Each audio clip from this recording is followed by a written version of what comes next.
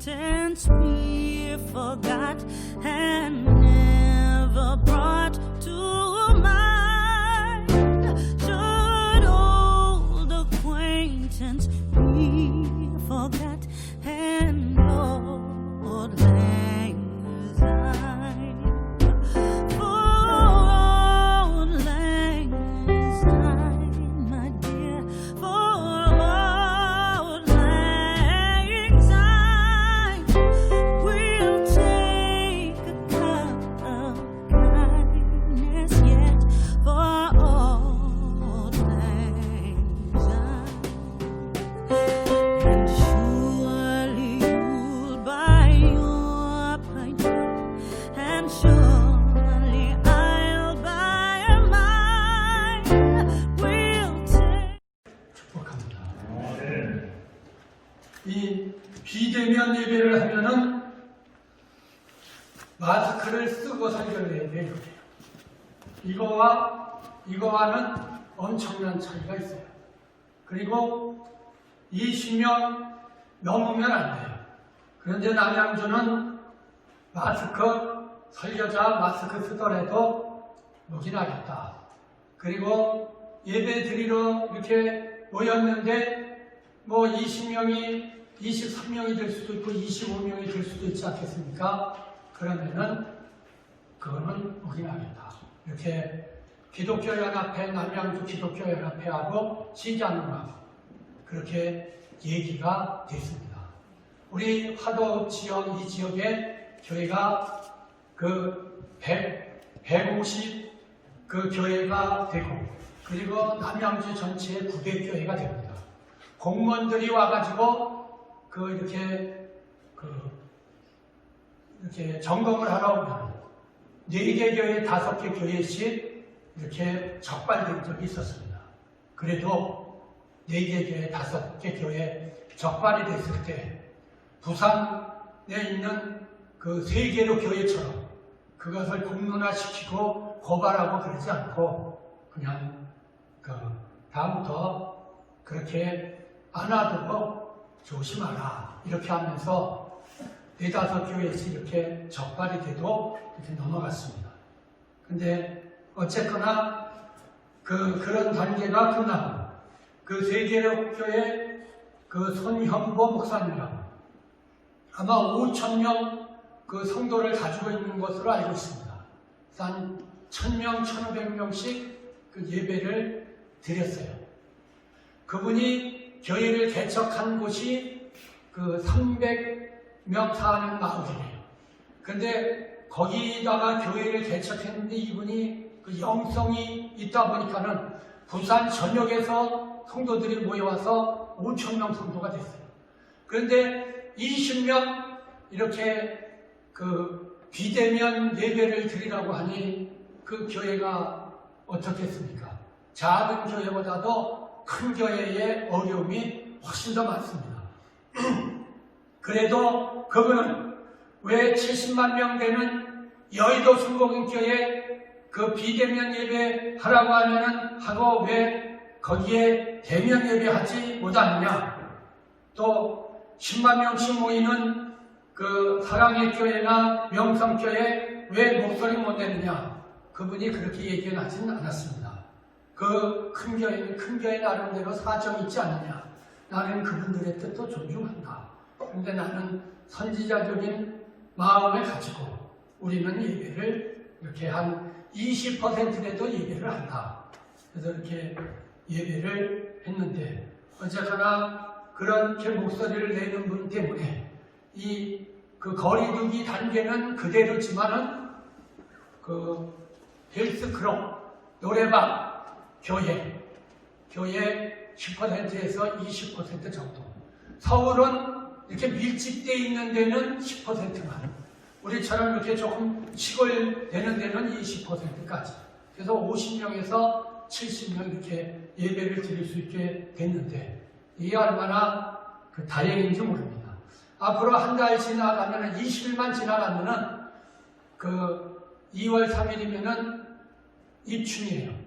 그러면은 이제 봄이 되고 앞으로 그 비대면으로 예배 드리는 어려운 상황은 지나가지 않을 거다. 그래서 어쨌거나 이 남양주는 그 시장님하고 연합회하고 이렇게 잘 그 대화가 돼가지고 큰 무리 없이 이렇게 잘 지내가고 있는데, 하여간 이렇게 예배를 10%, 20% 이렇게 예배 드릴 수 있는 환경이 된 것이 얼마나 감사한 일인지 모릅니다. 오늘까지는 이렇게 예배를 드리고 다음 주부터는 11시에 한 번 예배를 드리면 되겠습니다. 정말로 빨리 이 모든 상황이 끝나고 마음 놓고 찬양하고 예배 드릴 수 있는 날이 속히 올 수 있으리라고 봅니다. 목회가 무엇인가를 생각해 봤습니다. 성도를 돌보고 그 성도들을 말씀 안에서 지도하고 인도하는 것, 그게 목회인데, 또 내용적으로 보면은 아픔을 가지고 있고 상처를 가지고 있고 어려움 당한 성도들을 위로하는 것이 목회가 아닌가, 그렇게 볼 때에 오늘 본문 말씀이 생각이 났고, 그래서 오늘 설교 요약 안에 보면 오늘의 요절이 나오죠. 이사야 40장 1절을 기록하고 있습니다. 너희의 하나님이 이르시되, 한번 같이 읽으시겠습니다. 시작. 너희의 하나님이 이르시되 너희는 위로하라, 내 백성을 위로하라. 하나님께서 교회의 지도자된, 하나님의 지도자된 사람들에게 백성을 위로하고 성도를 위로하라. 그래서 너희를 위로하라, 내 백성을 위로하라, 이렇게 말씀하고 있습니다. 그래서 이 시간 말씀을 통하여 여러분들을 위로하고 여러분들을 위로의 축복을 받기를 원합니다. 아멘. 이사야서는 작은 성경이라고 부릅니다. 구약 속에 있는 그 성경 전체의 요약입니다. 성경이 몇 권입니까? 구약 39권, 신약 27권 합해서 66권입니다. 그런데 이 이사야서가 1장부터 66장으로 되어 있다는 사실이 신기하지 않습니까? 그리고 1장에서 39장은 구약의 하나님을 배반한 사람들에 대한 심판에 대해서, 그리고 40장서부터 그 66장까지는 신약이라고 볼 수가 있는데, 요약이라고 볼 수가 있는데, 신약에 바로 이 40장에서 너희의 하나님이 이르시되 너희를 위로하라, 내 백성을 위로하라, 이러한 말씀으로 시작된다라는 면에서 너무나 신기하지 않습니까? 바로 제 가운데 있는 이스라엘 백성들, 바로 우리들의 모습인데, 하나님께서는 죄 가운데서 우리들을 구원해 주시고 위로하시고 은총을 내리시길 원하심을 보게 됩니다. 이 이사야 40장에서 우리들에게 어떤 말씀을 주고 있습니까? 하나님이 어떠한 하나님인가를 소개하고 있습니다. 우리 하나님은 위로의 하나님이 되십니다. 우리 하나님은 아버지 하나님이 되십니다. 그리고 우리 하나님은 구세주 예수님을 보내신 구원의 하나님이 되십니다. 그런데 이 아버지 되시고 구원자 되신 하나님이 무기력한 하나님이 아니라 강하신 용사의 하나님, 능력의 하나님이 되십니다. 이 하나님은 선한 목자 되시는 하나님이시다. 그렇게 이사야 40장은 우리들에게 말씀하고 있습니다. 그래서 이 시간 나눌 말씀은 위로받기 원하는 말씀. 첫째로 하나님은 우리의 아버지가 되십니다. 두 번째로 하나님은 구원의 하나님이 되십니다. 세 번째로 이 하나님은 능력이 영원하십니다. 그리고 네 번째로 이 하나님은 우리의 목자 되시고 선한 목자 되시는 하나님이 되십니다. 이러한 내용으로 말씀을 나누고자 합니다. 첫째로 하나님은 우리의 아버지이십니다. 이사야서 63장 16절에 주는 우리 아버지시라. 아브라함은 우리를 모르고 이스라엘은 우리를 인정치 아니할지라도 그래도 여전히 여호와는 우리 아버지시라. 이사야서에서 하나님을 우리의 아버지라고 말씀하고 있습니다. 시편 100편 3절에도 여호와가 우리 하나님이신 줄 너희는 알지어다. 그는 우리를 지으시며 우리는 그의 백성이요 그는 우리를 기르시는 분이고 우리는 그의 양이고 우리를 지으신 바로 아버지 하나님이심을 말씀하고 있습니다. 그리고 본문 40장 1절에서도 너희의 하나님이 이르시되 너희는 위로하라 내 백성을 위로하라. 하나님은 우리의 아버지가 되십니다. 이사야 1장에서 39장 심판의 하나님, 잘못을 벌주신 하나님, 죄를 심판하신 하나님. 그런데 40장에 와서는 이 하나님을 배반하고 범죄한 이스라엘 백성들을 용서하고 위로하시는 하나님의 모습을 보게 됩니다.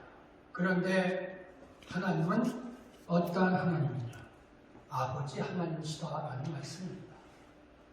요즘은 그런 일이 없습니다.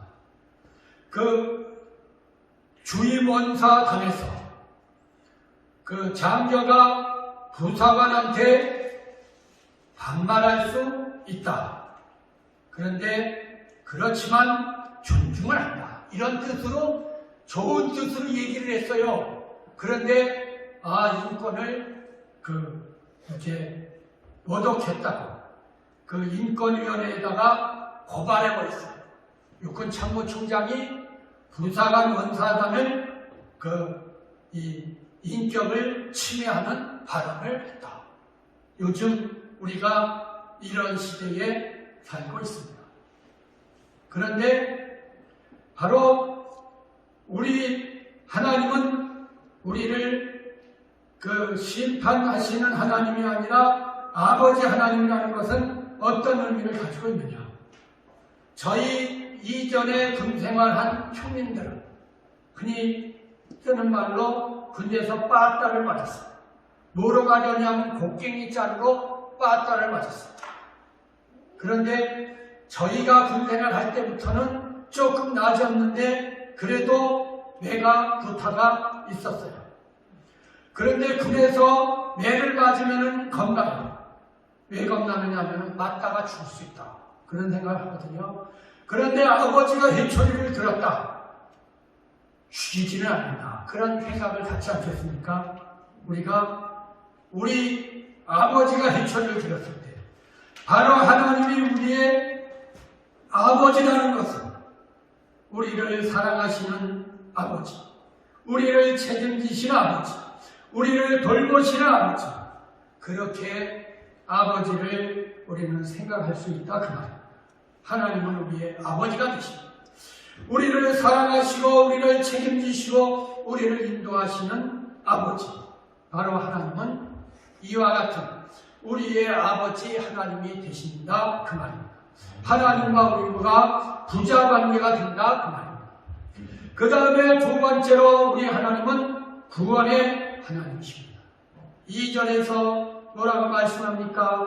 너희는 예루살렘의 마음에 닿도록 말하며 그것에게 외치라. 그 노역의 때가 끝났고 그 죄악의 사함을 받았느니라.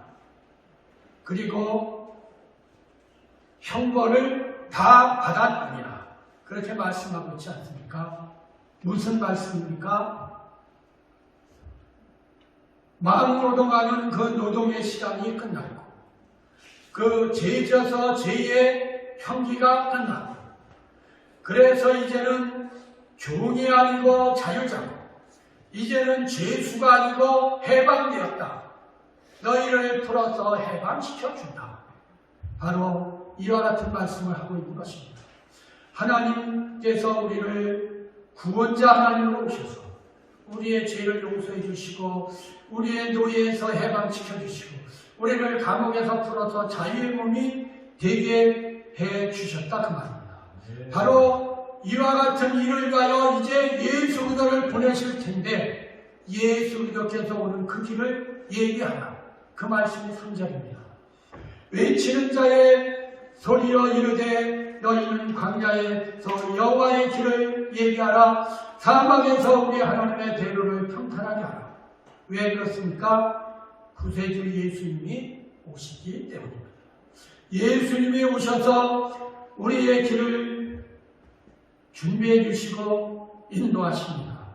구원자 예수님이 오시고 천국으로 인도하시는데 이 주님이 오시게 될 것을 말씀하고 있습니다.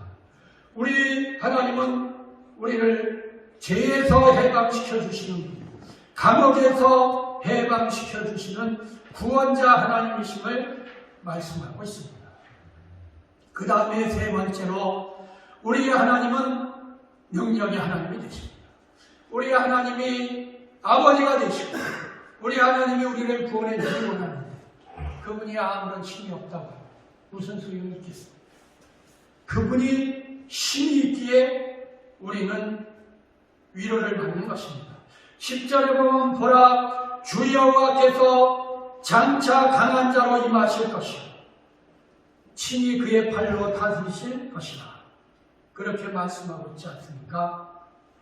강한 은사로 강한 팔로 우리를 다스릴 것이다. 이와 같은 하나님에 비해서 우리는 어떠한 존재입니까? 6절에 보면은 말하는 자의 소리를 이르되 외치라 대답하되 내가 무엇이나 외치니까 하니 이르되 모든 육체는 불이요 그의 모든 아름다움은 들의 꽃과 같으니 7절 읽어보시겠습니다. 푸른 시작.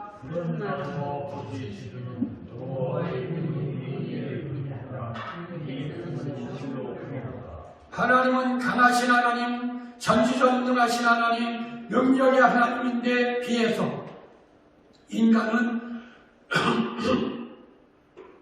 풀과 같이 잠깐 풀의 꽃과 같이 폈다가 지는, 폈다가 지는 그와 같은 존재임을 말씀하고 있습니다. 여름의 풀 얼마나 싱싱합니까? 여름의 풀의 꽃 얼마나 기운이 넘칩니까?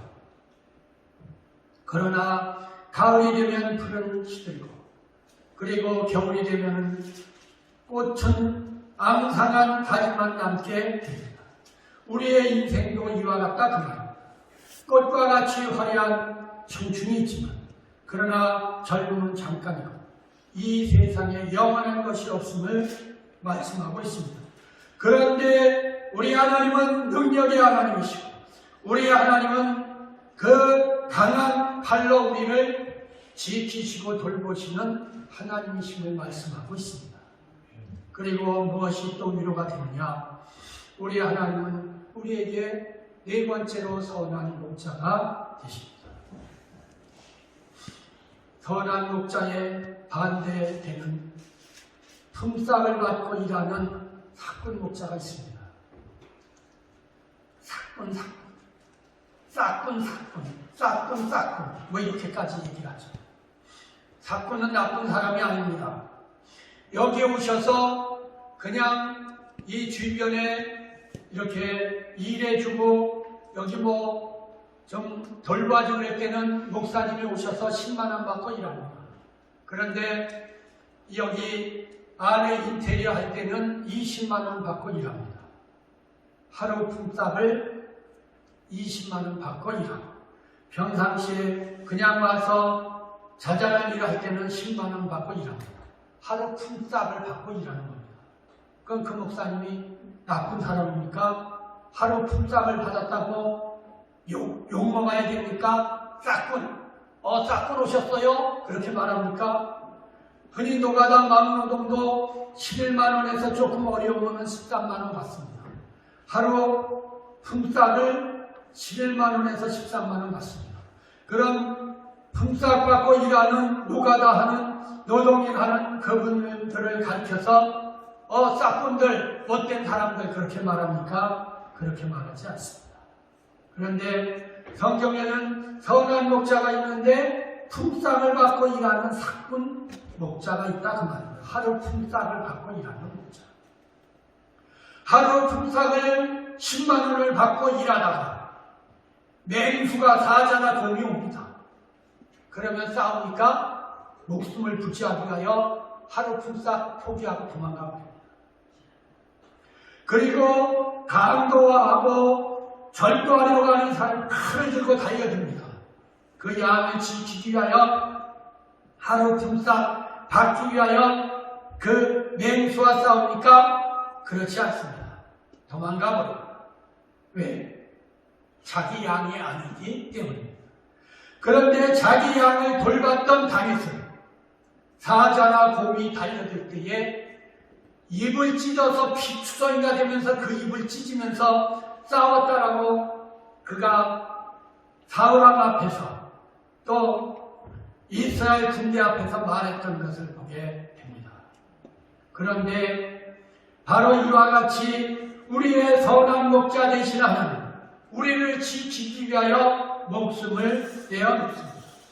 나는 너희를 위하여 목숨을 버리는 선한 목자다. 그렇게 요한복음에서 말씀하고 있지 않습니까? 11절에 말씀합니다. 그는 목자같이 양떼를 먹이시며 어린 양을 그 발로 모아 품에 안으시며 젖먹이는 암컷들을 온순히 인도하시리로다. 선한 목자는 양이 자기 양입니다. 그래서 그 양을 먹이고 그 양을 품에 안고 그 양을 인도한다.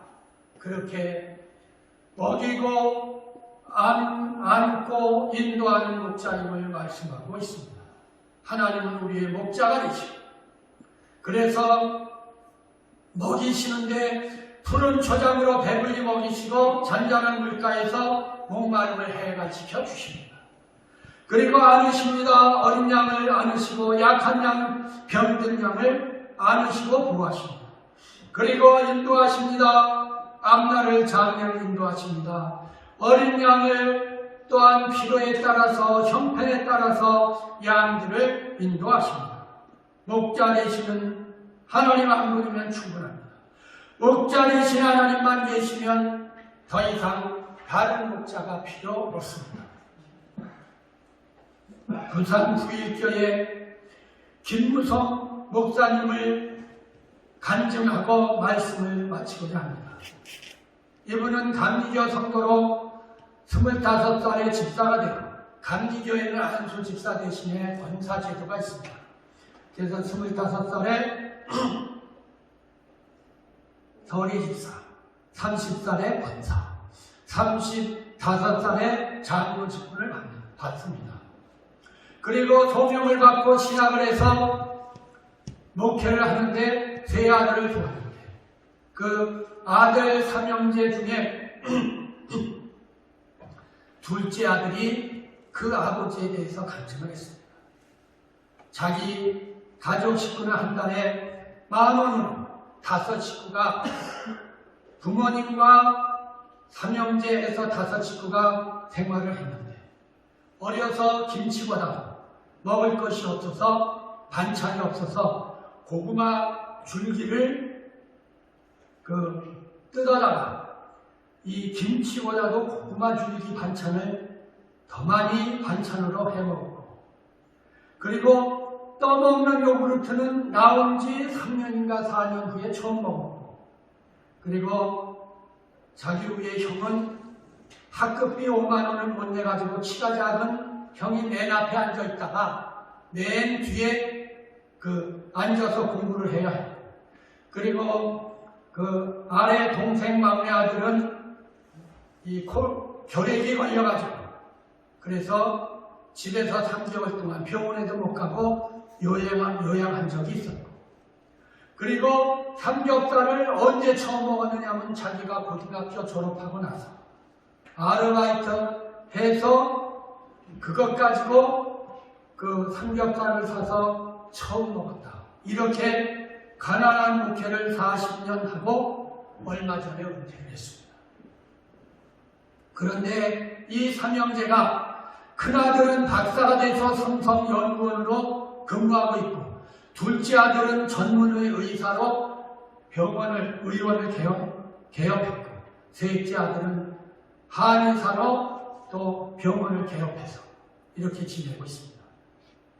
만약 내가 희생하고 헌신하고 하나님을 위해 살았는데 자녀들이 이렇게 잘 된다고 하면은 대부분 부모님들 아마 희생할 겁니다. 그런데 이 부모가 자녀가 그렇게 잘 될 줄 알았기 때문에 하나님을 위하여 헌신하고 충성하고 봉사한 것이 아닙니다. 신실하신 하나님을 믿고 사명 감당하고 헌신한 것입니다. 요셉은 17살에 애굽으로 인신매매에 대해 팔려갑니다. 그리고 13년 그 노예 생활, 감옥 생활하고 난 다음에 애굽의 국무총리가 됩니다. 17살에 다른 나라의 이방 나라의 종으로 팔려가서 그곳에서 노예 생활하고 그곳에서 누명 쓰고 감옥에 갇히고 이렇게 13년이 지난 후 30살에 그 나라 국무총리 시켜주겠다고 합니다. 못할 사람 있겠습니까? 그런데 하나님의 그와 같은 약속이 있었기 때문에 한 것이 아니라 하나님 신실하신 하나님, 그 변함없으신 그 하나님을 믿는 신앙을 가져 어렵고 힘든 세월을 견딘 것입니다. 하나님은 저와 여러분의 삶을 인도하십니다. 여전히 코로나지만, 여전히 코로나 상황이지만 하나님은 저와 여러분을 여전히 사랑하시고 여전히 인도하시고 여전히 하나님은 우리의 아버지가 되십니다. 그렇기 때문에 우리는 매일매일 승리할 수 있고 오늘 삶의 사명을 감당할 수 있는 것입니다. 사랑하는 좋은 성도 여러분, 이제 말씀을 마칩니다. 하나님께서는 저에게 여러분들을 위로하라고 하십니다. 우리 하나님은 어떤 하나님이십니까? 신실하신 하나님, 아버지 되신 하나님, 끝까지 책임지시는 하나님이 되십니다. 하나님의 아버지이신데 더 이상 무슨 말이 필요합니까? 의식조, 장래우리에게 필요한 모든 것 책임지시고 보호하시는 분이 아버지입니다. 하나님은 우리의 구원의 하나님이 되십니다. 벌 주고 때리고 심판하신 하나님이 아니라 우리를 싸매시고 치료하시고 위로하시고 보호하시고 인도하시는 구원의 하나님이 되십니다. 우리는 약하고 부족하고 들의 풀과 같은 존재지만 하나님은 강한 용사로 능력이 많으시고 영원하신 분이십니다. 하나님은 선한 목자, 하루의 품삯을 받고 우리를 돌보시는 분이 아니라 우리의 앞날을 생명을 책임지시는 선한 목자가 되십니다. 고통도 끝나갑니다. 아픔도 끝나갑니다. 코로나19도 끝나게 되어 있습니다. 왜 그렇습니까? 하나님이 우리의 아버지십니다. 우리는 하나님이 기르시는 자녀, 하나님이 기르시는 양이기 때문입니다. 기도하시겠습니다. 아버지 하나님 은혜와 사랑을 감사드립니다. 찬양과 경배와 영광을 돌려드립니다.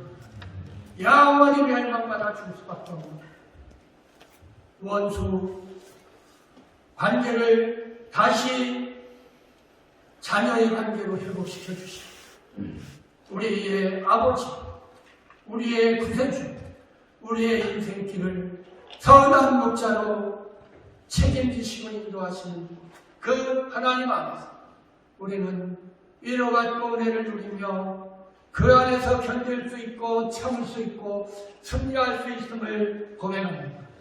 이 하나님의 위로가 심령 위에, 가정 위에, 저들의 삶에 차고 넘치게 도와주시옵소서.